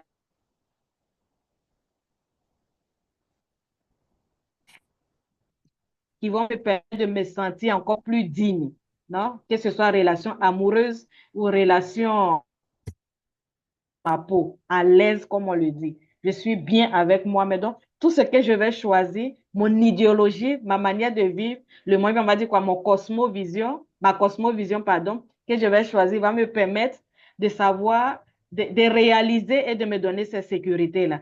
N'empêche qu'on a des sécurités qu'on ne peut pas maîtriser. Parce que si je suis dans une société où il y a une guerre, je n'ai pas une baguette magique pour faire arrêter directement la guerre, mais je peux décider ma manière de vivre à l'intérieur de la guerre. On a l'exemple de Hetty L.M. Sounon qui a vécu dans un camp de concentration et c'est la femme la plus libre qui a vécu au sein des centres de concentration où on la maltraitait. Donc, pour ceux qui aiment chercher, je vous demande de la chercher, vous pouvez la lire. On a plusieurs exemples comme ça, non? C'est-à-dire que je suis dans un chaos, mais je décide de la manière dont je veux vivre dans ce chaos. Et c'est pour ça qu'on va parler de la lutte. Maintenant, quand j'atteins l'équilibre, je n'ai plus de lutte à faire, en fait. Donc, chaque jour, je dois essayer de vivre de manière intégrale et puis voir, ça me centrer dans mes objectifs, dans mes désirs et au sein de tout ça, intégrer Dieu, la manière dont Dieu me regarde. C'est une idéologie qu'on choisit. D'autres vont choisir d'autres manières de vivre. Maintenant, cette idéologie qu'on vous propose, c'est que Dieu me regarde de manière amoureuse. Il m'aime. Et tel qu'il m'aime, il croit en mes capacités, il croit en ce que je suis, il croit en mes valeurs. Non? Donc, à partir de ça, ma relation aussi avec les autres peut être à partir de cette même dynamique-là. C'est-à-dire que moi aussi, je dois croire aux autres. Moi aussi, je dois donner la possibilité aux autres d'être. Moi aussi, je dois valoriser l'autre. Moi aussi, je dois dignifier par mes paroles, par ma manière de penser, par ma manière de dire les autres, valoriser parce que Dieu aussi le fait avec moi. Non, donc je ne sais pas si Victoria en a essayé, j'ai essayé un peu aussi de toucher avec ce que ça Anastasie a dit, maman Floria, maman J'ai quitté. Diakité. Bien sûr, bien sûr, bien sûr. On a les Merci, merci 98% beaucoup. entre nos mains. Maintenant, les 2% là, c'est Hmm. ce qui nous entoure qui gère. Sinon, les 98% là, le pouvoir de décision nous appartient. Super. Merci, merci. C'était édifiant. Je vais réfléchir 2 minutes. J'ai une autre question, mais il faut que je la formule bien. OK. En attendant, sœur Mélène, je voulais Oui. juste les inviter à bien contempler l'image qui est sur la première page que j'ai mis en partage là. Les différents jeunes, on retrouve, ça c'est les GNG de Bobo récemment, je crois, oui. Et les images, le regard de Dieu sur ces images, on retrouve des jeunes avec la joie, la tristesse, les questionnements.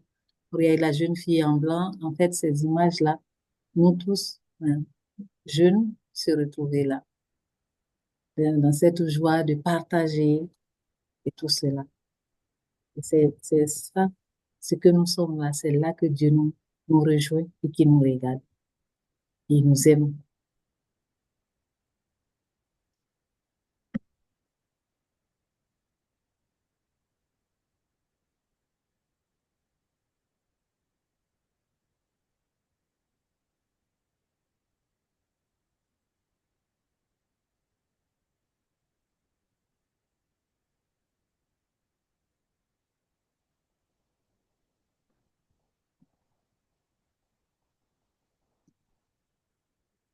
Hein?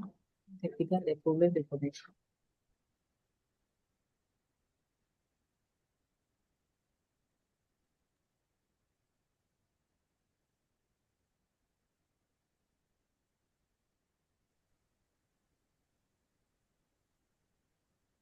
Pascaline, Luc,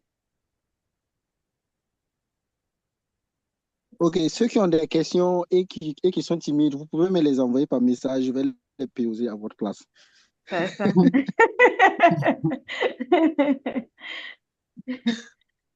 Donc, je viens avec ma deuxième question, si vous Ah, permettez. Et je voudrais aborder le rapport qu'il pourrait avoir entre Dieu, nous, et le sentiment d'échec. Le sentiment d'échec, le sentiment de perte. Quand on perd une personne qui nous est chère, sur qui on comptait beaucoup, ou qui même comptait sur nous, en tout cas une personne qui nous était très chère, ou alors quand on arrive au point d'avoir le sentiment d'avoir échoué dans une chose ou dans une autre, euh, tous les échecs, hein, les échecs professionnels et aussi et surtout les échecs amoureux, les gourmets. Donc, Vrai woman. comment est-ce qu'on, quel, quel rapport? Parce que souvent on se dit que euh, c'est Dieu qui n'a pas été assez bienveillant avec nous. Voilà, il nous a laissé tomber. Il aurait pu faire ceci, cela pour que ceci ou cela n'arrive pas. C'est des choses qu'on serait tenté de se dire. Quelle pourrait être l'attitude dans ce genre de situation-là? Pour la question sur le gourmet, c'est quelqu'un qui m'a écrit. Mhm. Et donc, que j'ai rajouté à ma question. C'est ça. Mm. Et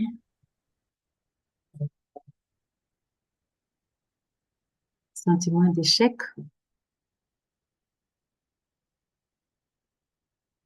perte de personnes qui nous sont chères, notre amour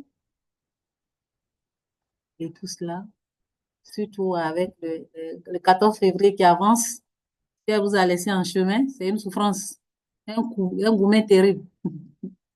Ok. Bon, euh, moi je dirais que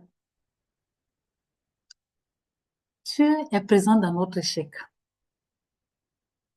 De la même manière, si vous avez pu voir le développement que je faisais dans ma présentation, comment Dieu nous rejoint dans notre réalité. Où nous pensons que nous, parce que c'est penser que j'ai échoué dans, dans ce moment précis où nous pensons que nous avons échoué, Dieu est là. Dieu est présent à tout moment. Le départ d'un être cher, la douleur que nous ressentons, les pleurs que nous pouvons crier, souffrir terriblement. Mais il est important, ce que moi je voudrais qu'on retienne, c'est que Dieu est présent. C'est pas parce que Dieu nous aime Aujourd'hui, je suivais une célébration où on disait, qui faisait sa messe d'action de grâce, et puis celui qui prêchait a dit, il faut rendre grâce en tout temps, parce qu'il avait plusieurs événements pour lesquels il devrait euh, rendre grâce. Même dans tes moments de douleur, rends grâce à Dieu. Dieu est présent dans ce moment où nous pensons que c'est l'échec, nous pensons que cette personne à laquelle nous sommes tant attachés, celle qui nous avons remué terre et ciel, même aller ramer contre nos parents et tout cela, nous a laissés en chemin. Il s'agit maintenant de faire une relecture pour voir jusqu'à quel niveau, qu'est-ce que Dieu voulait dans cette relation, qu'est-ce que Dieu voulait, je vois comme le fils, comment on appelle, les, les messes de feu et tout ça, et des fois, à la fin, on dit, bon, c'est pas parce que euh, l'autre est décédé que Dieu ne l'aimait pas. Dieu, nous l'aimons, mais Dieu l'aime plus que nous-mêmes. Et il a voulu qu'il soit avec lui. Seul Dieu sait chaque élément qui nous fait vivre, ce qui est beau. Nous voulons, voilà ce que moi je veux. Mais lui, il voit ce qui est meilleur pour nous et il nous le donne. Ceux qui pensent que ça va pas nous aider à grandir, c'est difficile. Je vous dirais, je dirais certainement, ma soeur, c'est très facile à ce que tu dis, mais c'est difficile à vivre. Mais le Dieu qui nous aime ne fait rien qui nous fasse du mal.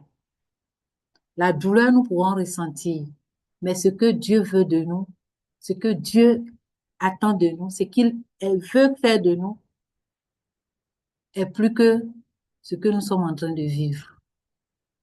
Des fois, bon, ce moment que tu es en train de vivre là, par exemple, il se trouve que tu étais tellement accro à la personne, elle est partie, quelques mois, ou bien tu as souffert comme tu peux, quelques mois ou quelques années plus tard, tu fais une relecture, tu vois que peut-être que tu découvres certaines choses cachées de cette dernière que toi, tu n'as pas vues. En ce moment, tu vas dire, ah, Dieu merci que je ne me suis pas mise, oui, je ne me suis pas mis avec elle, je ne suis pas restée dans cette relation avec la personne. Dieu qui nous aime ne peut pas nous donner ce qui est mauvais. Il donne le bon à ses enfants. Ce que Dieu nous donne est le meilleur. Mais nos yeux humains sont difficiles à voir et à comprendre. C'est ce que je peux dire. Porte-parole du gouvernement. D'après Pascaline. C'est Pascaline qui a mis. Porte-parole du Pascaline, gouvernement. c'est ta question. OK. Bon, je ne sais pas si Merci ça peut beaucoup. aller. J'ai Mhm. mis aussi dans le chat le titre d'un film. Pour ceux qui aiment Voilà. regarder les films, je vous Mhm. recommande ce film-là. C'est Mhm. La Cabane, c'est basé sur une histoire réelle. Et dans ce film-là, la question que Victorien vient de poser, ça répond dans cette question-là. C'est-à-dire que la personne, d'abord, dans la réalité, puisque c'est basé sur une histoire réelle, c'est quelqu'un qui a été abusé, qui a vécu plusieurs abus sexuels, violences domestiques, hein, on va dire quoi, et comme une maltraitance étant enfant et tout ça. Après, il s'est fait alcoolique. Quelqu'un qui est né chrétien, on va dire, toute sa foi tellement engagée et qui a vécu ce genre de situation. Et puis après, bon, sa fille qui décède et puis ce monsieur décide de couper les ponts avec Dieu. Hein.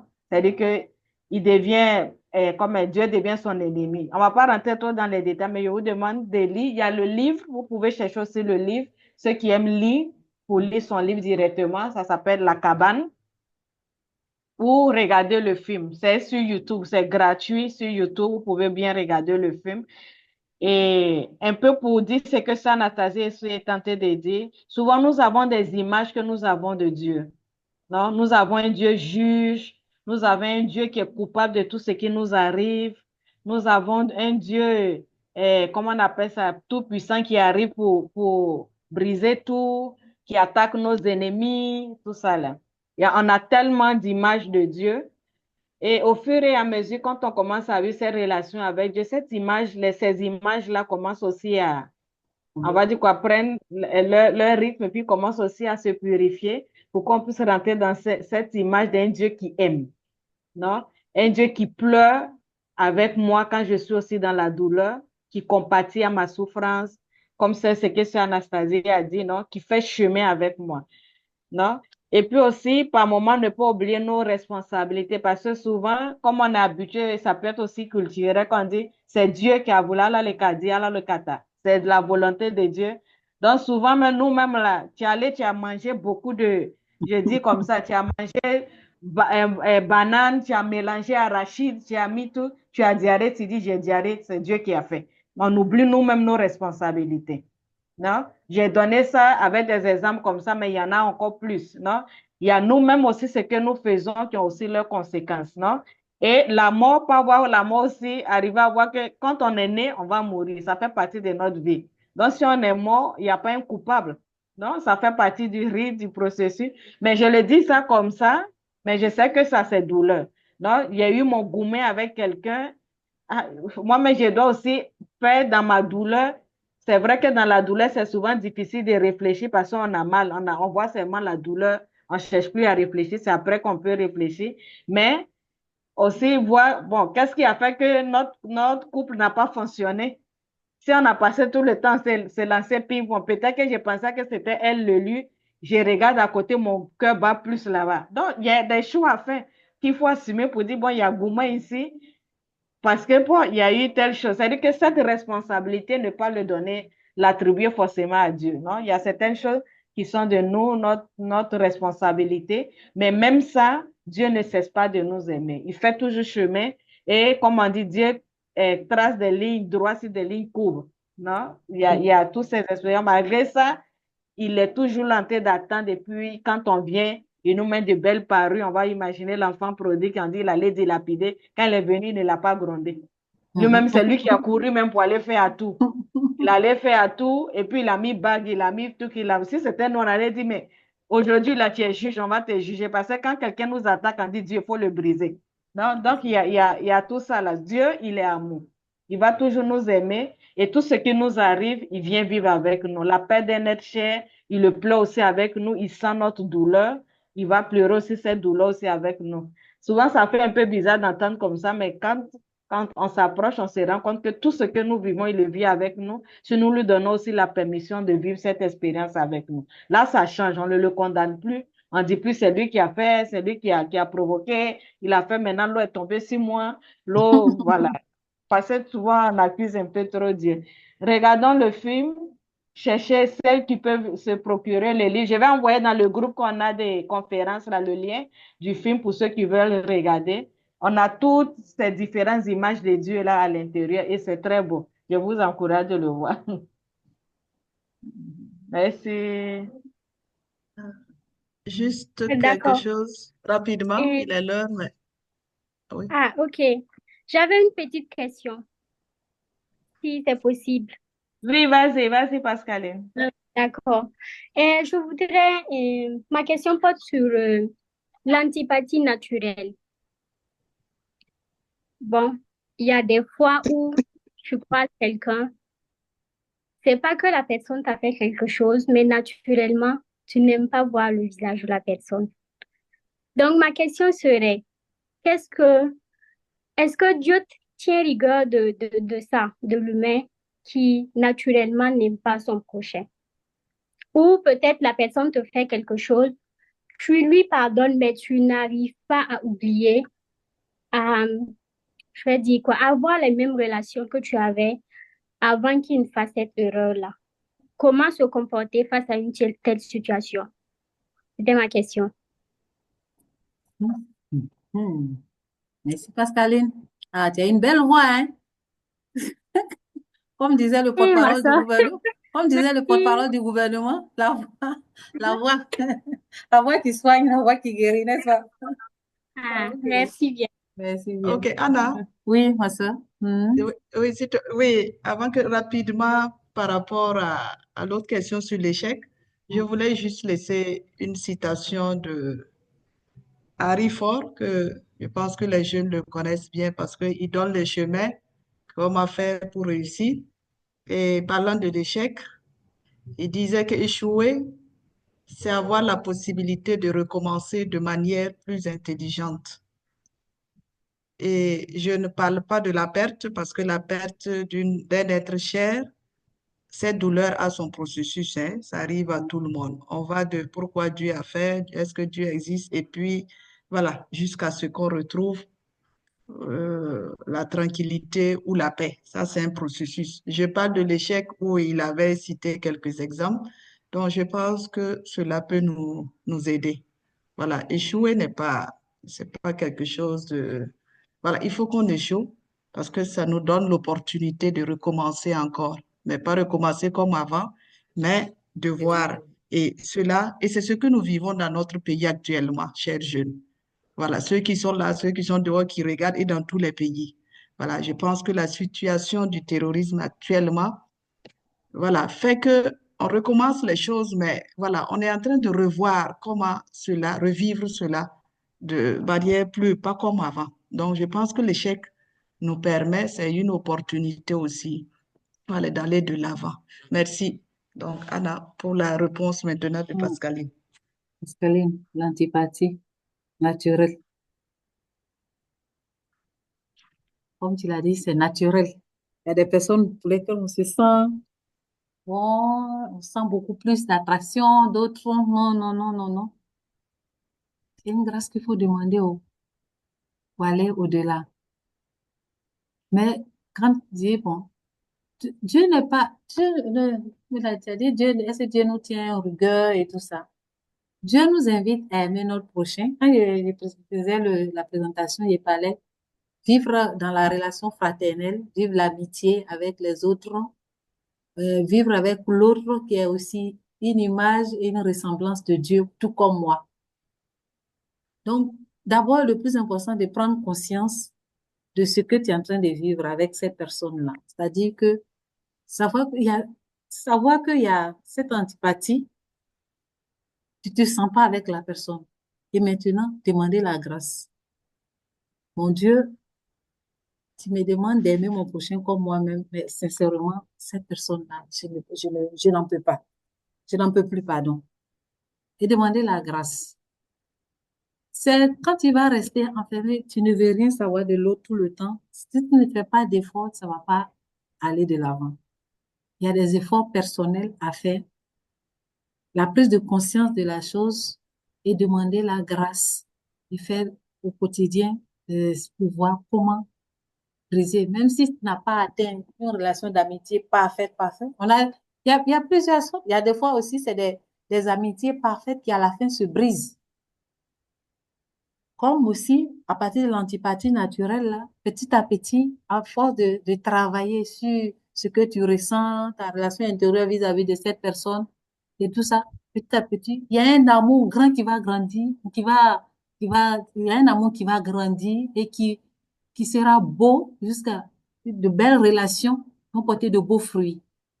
Donc, moi, ce que je peux dire, comme je peux te donner comme réponse, c'est d'abord le fait de prendre conscience qu'il y a cette situation est bonne et puis le travail à faire et demander la grâce.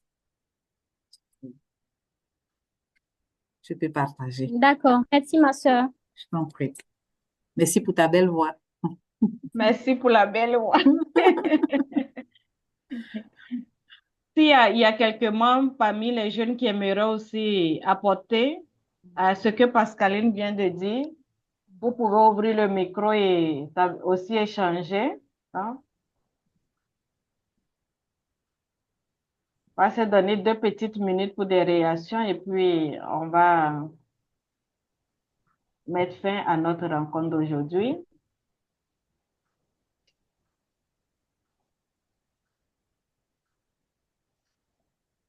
Il y a quelqu'un qui disait que heureusement, Dieu a dit, aime ton prochain comme toi-même. C'est ça. Mais il a dit quelque chose, c'est-à-dire que aime ton prochain comme toi, mais si tu ne t'aimes pas, tu ne vas jamais aimer les autres. Ça, c'est une réalité. Et c'est vrai que c'est pas tout le monde, on va dire, qui ira dans ton périmètre. Tu vois, tu sais que la personne n'est à rien fait, mais la personne, ça rentre pas. C'est-à-dire que c'est comme ça la nature humaine. Mais personnellement, il y a la possibilité de chercher à savoir qu'est-ce qui me repousse, qu'est-ce qui me dérange véritablement, c'est cette personne-là. La plupart du temps, ça dit beaucoup de moi-même, non? Qu'est-ce qui fait que cette personne me dérange? Ça veut dire qu'en moi-même, il faudrait que cette personne peut être le miroir qui révèle ce qui est en moi, qui fait que la personne me dérange. Donc, je dois me demander aussi, bon, qu'est-ce qui n'est... Et bon, ne pas perdre la charité vis-à-vis de la personne, même si la personne ne rentre pas dans mes périmètres. Parce que je ne vais pas être camarade avec tout le monde. Non, ça, c'est une réalité. C'est ceux qui vont rentrer vraiment, on va dire quoi, on a un feeling commun, donc du coup, donc, et puis bon, le travail de pouvoir se reconnaître, aimer, puis apprendre à s'aimer soi-même nous ouvre vraiment à aimer les autres véritablement. Et s'il n'y a pas d'autres interventions, en tant que Thérésien, hein, Dambré veut dire quelque chose? Honoré, tu veux dire quelque chose? Oui, j'avais une question. Oui, Oui, vas-y. oui, j'avais une question. Et il est sorti? Il dit il a une question.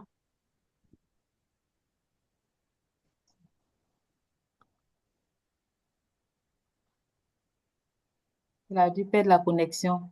Si, il a dû perdre connexion. Aujourd'hui, sa connexion était un peu instable.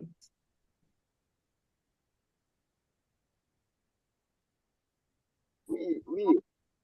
Ah, il est revenu. J'ai Puis dit, on a... j'avais une question que je voulais poser, mais ma connexion, Écrit, Oui, ma vas-y. connexion n'est pas stable.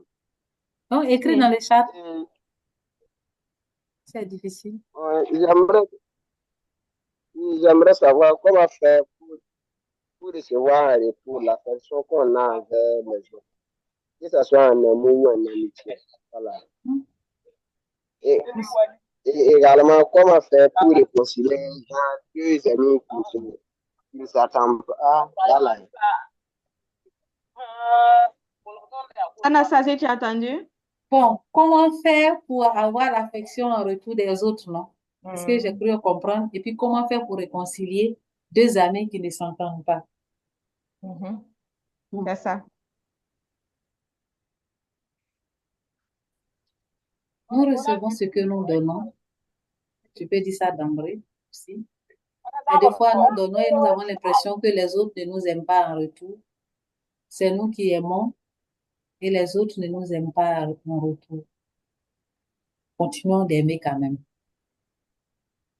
Ça, c'est ce que je peux dire à ce niveau-là.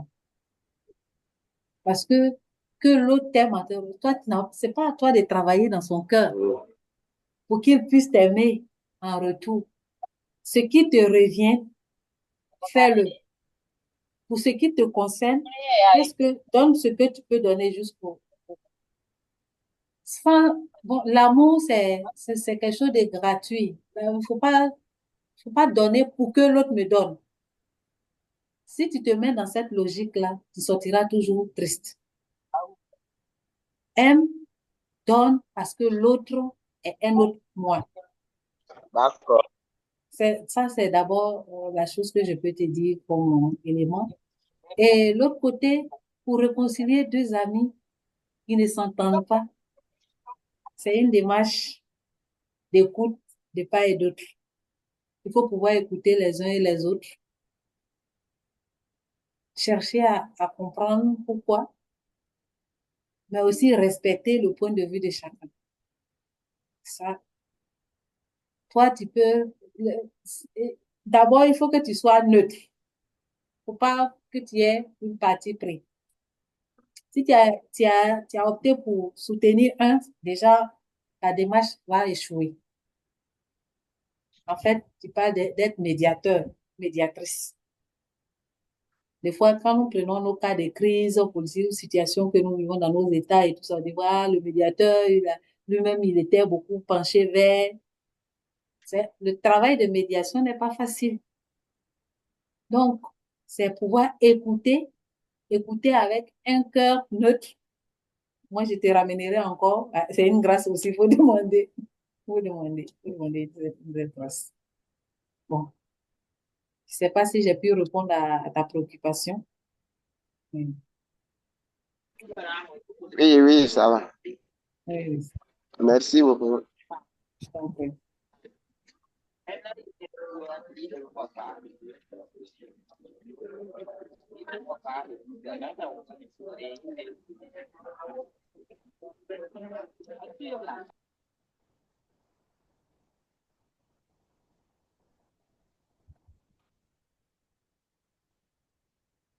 Sœur Mélène?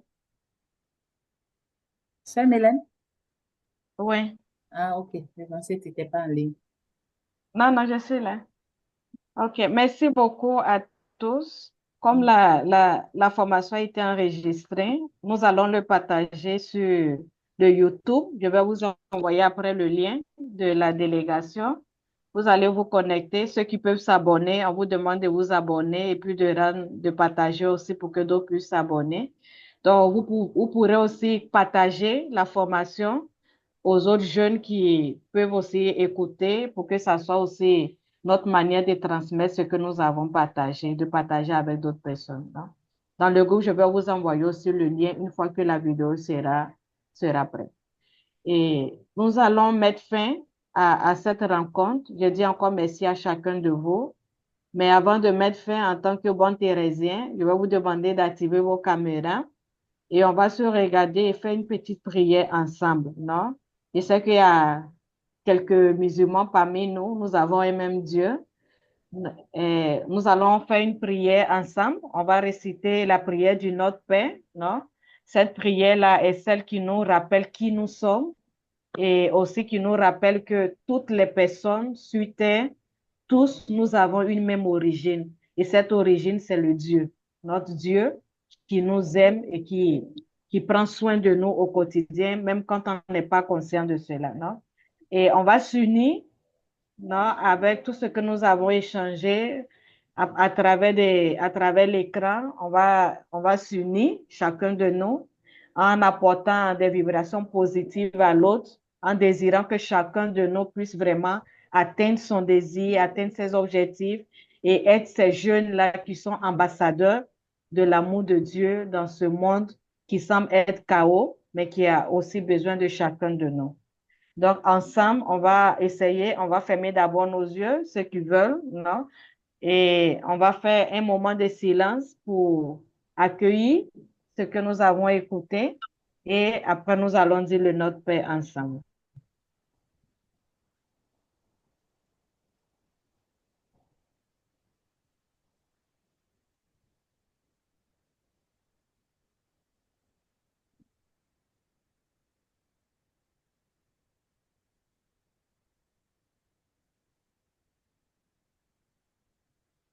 Notre Père, qui es aux cieux, que ton nom soit sanctifié, que ton règne vienne, que ta volonté soit faite sur la terre comme au ciel.